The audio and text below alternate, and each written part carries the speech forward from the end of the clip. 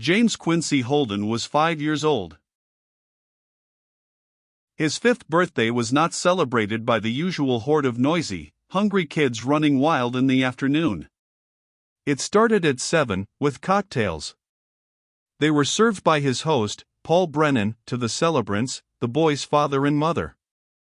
The guest of honor sipped ginger ale and nibbled at canapes while he was presented with his gifts, a volume of Kipling's Jungle Tales, a Spitz Junior Planetarium, and a build-it-yourself kit containing parts for a Geiger counter and an assortment of radioactive minerals to identify. Dinner was served at 8, the menu selected by Jimmy Holden with the exception of the birthday cake and its 5 proud little candles which came as an anticipated surprise from his uncle Paul Brennan. After dinner, they listened to some music chosen by the boy, and the evening wound up with 3 rubbers of bridge. The boy won. They left Paul Brennan's apartment just after 11 o'clock. Jimmy Holden was tired and pleasantly stuffed with good food. But he was stimulated by the party. So, instead of dropping off to sleep, he sat comfortably wedged between his father and mother, quietly lost in his own thoughts until the car was well out of town. Then he said, "Dad, why did you make that sacrifice bid on the last hand?" Father and son had been partners. "You're not concerned about losing the rubber, are you?" It had been the only rubber Jimmy lost. "No. It's only a game," said Jimmy. "I'm just trying to understand." His father gave an amused groan. "It has to do with the laws of probability and the theory of games," he said. The boy shook his head. "Bridge," he said thoughtfully, "consists of creating a logical process of play out of a random distribution of values, doesn't it?" "Yes, if you admit that your definition is a gross oversimplification. It would hardly be a game if everything could be calculated beforehand." "But what's missing?" "In any game there is the element of a calculated risk." Jimmy Holden was silent for a half-mile thinking that one over. "How," he asked slowly, "can a risk be calculated?" His father laughed. "In fine, it can't. Too much depends upon the personality of the individual." "Seems to me," said Jimmy, "that there's not much point in making a bid against a distribution of values known to be superior. You couldn't hope to make it. Mother and Uncle Paul had the cards." His father laughed again. "After a few more courses in higher mathematics, James, you'll begin to realize that some of the highest mathematics is aimed at predicting the unpredictable, or trying to lower the entropy of random behavior." Jimmy Holden's mother chuckled. "Now explain entropy," she said. "James, what your father has been failing to explain is really not subject to simple analysis. Who knows why any man will hazard his hard-earned money on the orientation of a pair of dice? No amount of education nor academic study will explain what drives a man. Deep inside, I suppose it is the same force that drives everybody. One man with 4 spades will take a chance to see if he can make 5, and another man with directorships in 3 corporations will strive to make it 4. Jimmy's father chuckled. "Some families with 1 infant will try to make it 2. Not on your life. And some others are satisfied with what they've got," finished Jimmy Holden's father. "James, some men will avoid seeing what has to be done, some men will see it and do no more, and a few men will see what has to be done, do it, and then look to the next inevitable problem created by their own act." A blinding flash of light cut a swath across the road, dazzling them. Around the curve ahead, a car careened wide over the white line. His mother reached for him, his father fought the wheel to avoid the crash. Jimmy Holden both heard and felt the sharp bang as the right front tire went. The steering wheel snapped through his father's hands by half a turn. There was a splintering crash as the car shattered its way through the retaining fence, then came a fleeting moment of breathless silence as if the entire universe had stopped still for a heartbeat. Chaos. His mother's automatic scream, his father's oath, and the rending crash split the silence at once. The car bucked and flipped, the doors were slammed open and ripped off against a tree that went down. The car leaped in a skew turn and began to roll and roll, shedding metal and humans as it racketed down the ravine. Jimmy felt himself thrown free in a tumble turn that ended in a heavy thud. When breath and awareness returned, he was lying in a depression filled with soft rotting leaves. He was dazed beyond hurt. The initial shock and bewilderment oozed out of him, leaving him with a feeling of outrage and a most peculiar sensation of being a spectator rather than an important part of the violent drama. It held an air of unreality, like a dream that the near-conscious sleeper recognizes as a dream and lives through it because he lacks the conscious will to direct it. Strangely, it was as if there were three or more of him all thinking different things at the same time. He wanted his mother badly enough to cry. Another part of him said that she would certainly be at his side if she were able. Then a third section of his confused mind pointed out that if she did not come to him, it was because she herself was hurt deeply and couldn't. A more coldly logical portion of his mind was urging him to get up and do something about it. They had passed a telephone booth on the highway. Lying there whimpering wasn't doing anybody any good. This logical part of his confused mind did not supply the dime for the telephone slot nor the means of scaling the heights needed to insert the dime in the adult altitude machine. Whether the dazzle of mental activity was serial or simultaneous isn't important. The fact is that it was completely disorganized as to plan or program. It leaped from one subject to another until he heard the scrabble and scratch of someone climbing down the side of the ravine. Any noise meant help. With relief, Jimmy tried to call out. But with this arrival of help, after fright claimed him. His mouth worked silently before a dead-dry throat and his muscles twitched in uncontrolled nervousness. He made neither sound nor motion. Again he watched with the unreal feeling of being a remote spectator. A cone of light from a flashlight darted about and it gradually seeped into Jimmy's shocked senses that this was a new arrival, picking his way through the tangle of brush, following the trail of ruin from the broken guardrail to the smashed car below. The newcomer paused. The light darted forward to fall upon a crumpled mass of cloth. With a toe, the stranger probed at crushed ribs. A pitifully feeble moan came from the broken rag doll that lay on the ground. The searcher knelt with his light close to peer into the bloody face, and, unbelieving, Jimmy Holden heard the voice of his mother straining to speak, "Paul, that we." The voice died in a gurgle. The man with the flashlight tested the flaccid neck by bending the head to one side and back sharply. He ended this inspection by letting the head fall back to the moist earth. It landed with a thud of finality. The cold brutality of this stranger's treatment of his mother shocked Jimmy Holden into frantic outrage. The frozen cry for help changed into protesting anger. No one should be treated that. "One," muttered the stranger flatly. Jimmy's burst of protest died in his throat and he watched, fascinated, as the stranger's light moved in a sweep forward to stop a second time. "And there's number two." The callous horror was repeated. Hypnotically, Jimmy Holden watched the stranger test the temples and wrists and try a hand under his father's heart. He watched the stranger make a detailed inspection of the long slash that laid open the entire left abdomen and he saw the red that seeped but did not flow. "That's that," said the stranger with an air of finality. "Now," and he stood up to swing his flashlight in widening circles, searching the area carefully. Jimmy Holden did not sicken. He went cold. He froze as the dancing flashlight passed over his head, and relaxed partially when it moved away in a series of little jumps, pausing to give a steady light for close inspection. The light swung around and centered on the smashed automobile.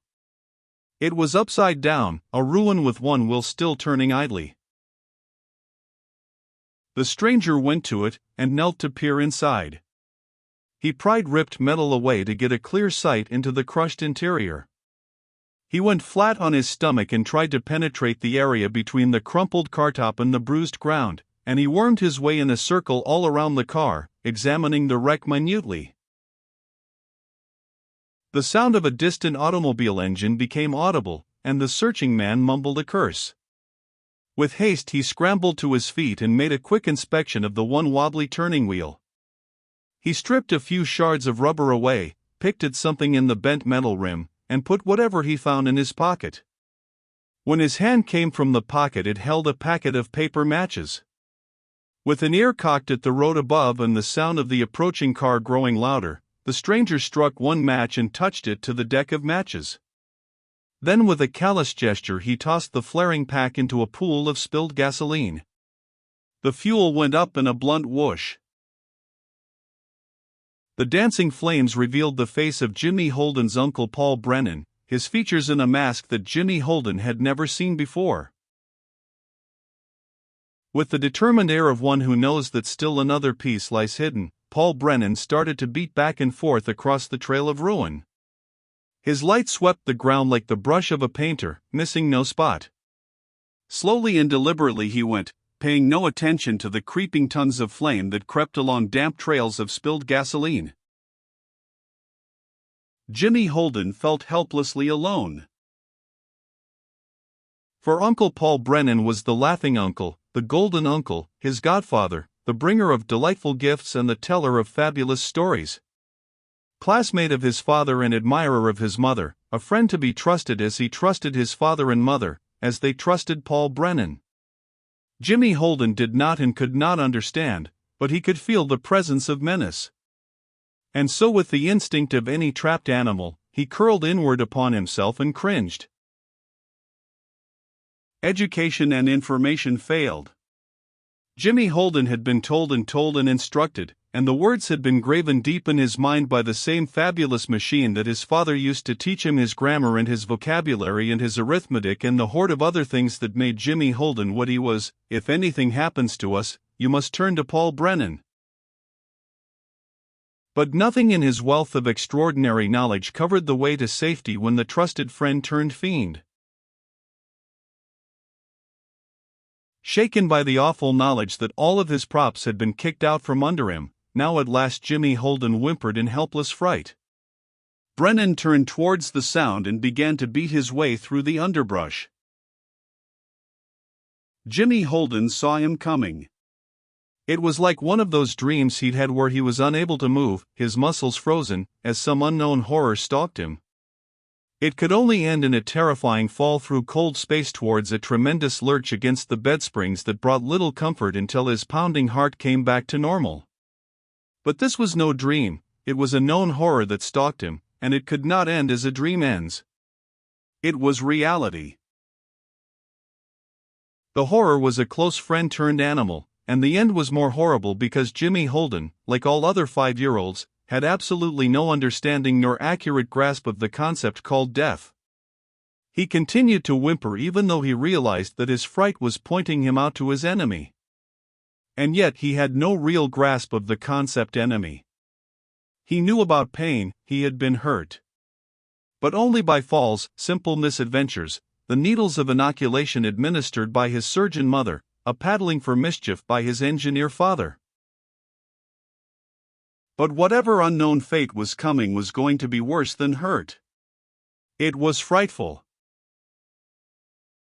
Then fate, assisted by Brennan's own act of trying to obliterate any possible evidence by fire, attracted a savior. The approaching car stopped on the road above and a voice called out, "Hello, down there." Brennan could not refuse to answer. His own car was in plain sight by the shattered retaining fence. He growled under his breath, but he called back, "Hello, the road. Go get the police."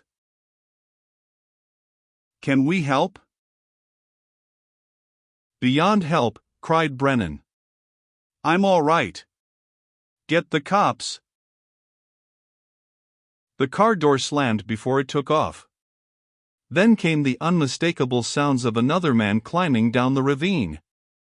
A second flashlight swung here and there until the newcomer faced Brennan in the little circle of light. "What happened?" asked the uninvited volunteer. Brennan, whatever his thoughts, said in a voice filled with standard concern, "Blowout." Then everything went bluey. "Anyone? I mean, how many?" "2 dead," said Brennan, and then added because he had to, "and a little boy lost." The stranger eyed the flames and shuddered. "In there?" Parents were tossed out. Boys missing. "Bad," said the stranger. "God, what a mess." "No M? Holdens. Folks that live in the big old house on the hill. My best friend and his wife. I was following them home," lied Brennan glibly. "Come on, let's see if we can find the kid." "What about the police?" "Sent my wife. Telephone down the road." Paul Brennan's reply carried no sound of disappointment over being interrupted. "Okay. Let's take a look. You take it that way, and I'll cover this side." The little boy mind did not need its extensive education to understand that Paul Brennan needed no more than a few seconds of unobserved activity, after which he could announce the discovery of the third death in a voice cracked with false grief. Animal instinct took over where intelligence failed. The same force that caused Jimmy Holden to curl within himself now caused him to relax. Help that could be trusted was now at hand. The muscles of his throat relaxed. He whimpered. The icy paralysis left his arms and legs, he kicked and flailed. And finally his nervous system succeeded in making their contact with his brain. The nerves carried the pain of his bumps and scratches, and Jimmy Holden began to hurt. His stifled whimper broke into a shuddering cry, which swiftly turned into sobbing hysteria. He went out of control. Nothing, not even violence, would shake him back until his accumulation of shock upon shock had been washed away in tears. The sound attracted both men. Side by side they beat through the underbrush. They reached for him and Jimmy turned toward the stranger. The man picked the lad out of the bed of soft rotting leaves, cradled him and stroked his head. Jimmy wrapped his small arms around the stranger's neck and held on for life. "I'll take him," said Brennan, reaching out. Jimmy's clutch on the stranger tightened. "You won't pry him loose easily," chuckled the man. "I know. I've got a couple of these myself." Brennan shrugged. "I thought perhaps." "Forget it," said the stranger. "Kid's had trouble. I'll carry him to the road, you take him from there." "Okay." Getting up the ravine was a job of work for the man who carried Jimmy Holden. Brennan gave a hand, aided with a lift, broke down brush, and offered to take Jimmy now and again. Jimmy only clung tighter, and the stranger waved Brennan away with a quick shake of his head. By the time they reached the road, sirens were wailing on the road up the hill. Police, firemen, and an ambulance swarmed over the scene. The firemen went to work on the flaming car with practiced efficiency. The police clustered around Paul Brennan and extracted from him a story that had enough truth in it to sound completely convincing. The doctors from the ambulance took charge of Jimmy Holden. Lacking any other accident victim, they went to work on him with everything they could do. They gave him mild sedation, wrapped him in a warm blanket, and put him to bed on the cot in the ambulance with 2 of them watching over him. In the presence of so many solicitous strangers, Jimmy's shock and fright diminished. The sedation took hold. He dropped off in a light doze that grew less fitful as time went on. By the time the official accident report program was over, Jimmy Holden was fast asleep and resting comfortably. He did not hear Paul Brennan's suggestion that Jimmy go home with him, to Paul Brennan's personal physician, nor did Jimmy hear the ambulance attendants turn away Brennan's suggestion with hard-headed medical opinion. Brennan could hardly argue with the fact that an accident victim would be better off in a hospital under close observation. Shock demanded it, and there was the hidden possibility of internal injury or concussion to consider. So Jimmy Holden awoke with his accident 10 hours behind him, and the good sleep had completed the standard recuperative powers of the healthy child. He looked around, collecting himself, and then remembered the accident. He cringed a bit and took another look and identified his surroundings as some sort of a children's ward or dormitory. He was in a crib. He sat up angrily and rattled the gate of the crib. Putting James Quincy Holden in a baby's crib was an insult. He stopped, because the noise echoed through the room and one of the younger patients stirred in sleep and moaned. Jimmy Holden sat back and remembered. The vacuum that was to follow the loss of his parents was not yet in evidence. They were gone and the knowledge made him unhappy, but he was not cognizant of the real meaning or emotion of grief. With almost the same feeling of loss he thought of the Jungle Book he would never read and the Spitz Planetarium he would never see casting its little star images on his bedroom ceiling. Burned and ruined, with the atomic energy kit, and he had hoped that he could use the kit to tease his father into giving him some education in radioactivity. He was old enough to learn. Learn? No more, now that his father and mother were dead. Some of the real meaning of his loss came to him then, and the growing knowledge that this first shocking loss meant the ultimate loss of everything was beginning to sink in. He broke down and cried in the misery of his loss and his helplessness. Ultimately his emotion began to cry itself out, and he began to feel resentment against his position. The animal desire to bite back at anything that moved did not last long. It focused properly upon the person of his tormentor. Then for a time, Jimmy Holden's imagination indulged in a series of little vignettes in which he scored his victory over Paul Brennan. These little playlets went through their own evolution, starting with physical victory reminiscent of his Jack and the Beanstalk days to a more advanced triumph of watching Paul Brennan led away in handcuffs whilst the district attorney scanned the sheaf of indisputable evidence provided by James Quincy Holden. Somewhere along about this point in his fantasy, a breath of the practical entered, and Jimmy began to consider the more sensible problem of what sort of information this sheaf of evidence would contain.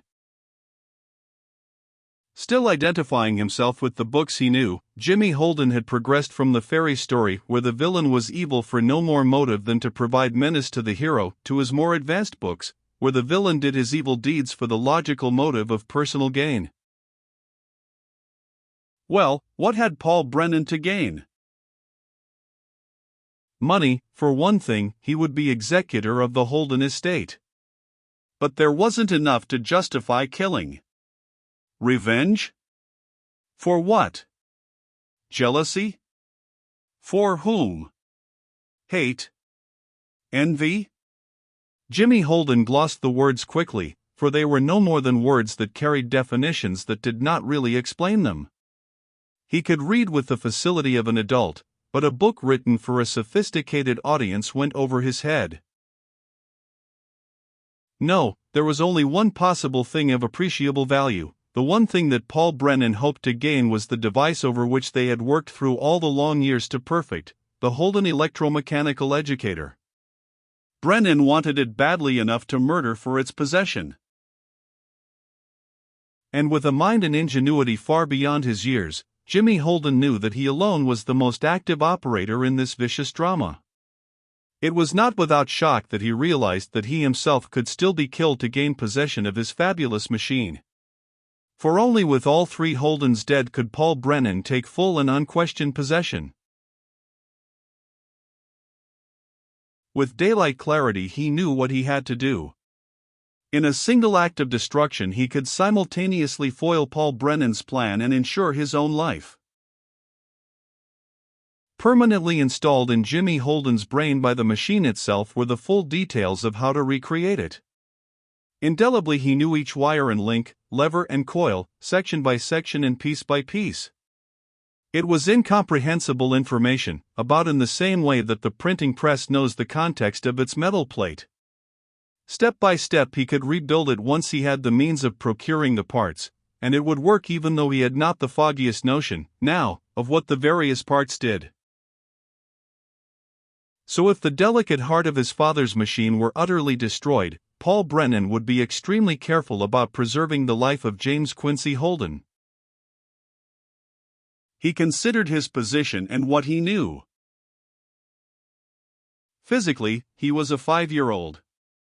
He stood 41 inches tall and weighed 39 pounds. A machinist's hammer was a two-handed tool and a 5-pound sack of sugar was a burden. Doorknobs and latches were a problem in manipulation. The negotiation of a swinging door was a feat of muscular engineering. Electric light switches were placed at a tiptoe reach because, naturally, everything in the adult world is designed by the adults for the convenience of adults. This makes it difficult for the child who has no adult to do his bidding. Intellectually, Jimmy Holden was something else. Reverting to a curriculum considered sound prior to Mr. Dewey's often questionable and more often misused programs of schooling, Jimmy's parents had trained and educated their young man quite well in the primary informations of fact. He read with facility and spoke with a fine vocabulary, although no amount of intellectual training could make his voice change until his glands did. His knowledge of history, geography, and literature were good, because he'd used them to study reading. He was well into plane geometry and had a smattering of algebra, and there had been a pause due to a parental argument as to the advisability of his memorizing a table of 6-place logarithms via the Holden machine.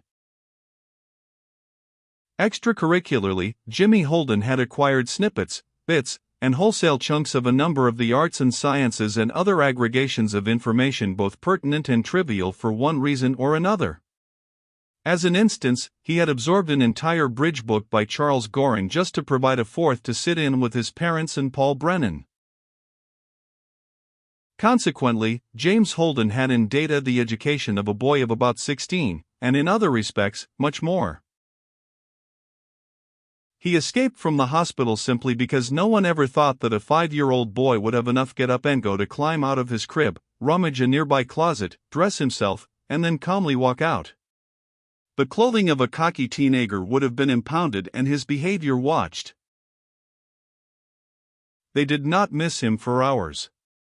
He went, taking the little identification card from its frame at the foot of his bed, and that ruined the correlation between tag and patient. By the time an overworked nurse stopped to think and finally asked, "Kitty, are you taking care of the little boy in bed 6 over in 219, and received the answer, "No, aren't you?" Jimmy Holden was trudging up the hill towards his home. Another hour went by with the two worried nurses surreptitiously searching the rest of the hospital in the simple hope that he had wandered away and could be restored before it came to the attention of the officials. By the time they gave up and called in other nurses, who helped them in their anxiety to conceal, Jimmy was entering his home. Each succeeding level of authority was loath to report the truth to the next higher up. By the time the general manager of the hospital forced himself to call Paul Brennan, Jimmy Holden was demolishing the last broken bits of disassembled sub-assemblies he had smashed from the heart circuit of the Holden electromechanical educator. He was most thorough. Broken glass went into the refuse buckets, bent metal was buried in the garden, inflammables were incinerated, and meltables and fusibles slagged down in ashes that held glass, bottle, and empty tin can in an unrecognizable mass. He left a gaping hole in the machine that Brennan could not fill, nor could any living man fill it now but James Quincy Holden. And only when this destruction was complete did Jimmy Holden first begin to understand his father's statement about the few men who see what has to be done, do it, and then look to the next inevitable problem created by their own act. It was late afternoon by the time Jimmy had his next moves figured out. He left the home he'd grown up in, the home of his parents, of his own babyhood. He'd wandered through it for the last time, touching this and saying goodbye to that. He was certain that he would never see his things again, nor the house itself, but the real vacuum of his loss hadn't yet started to form.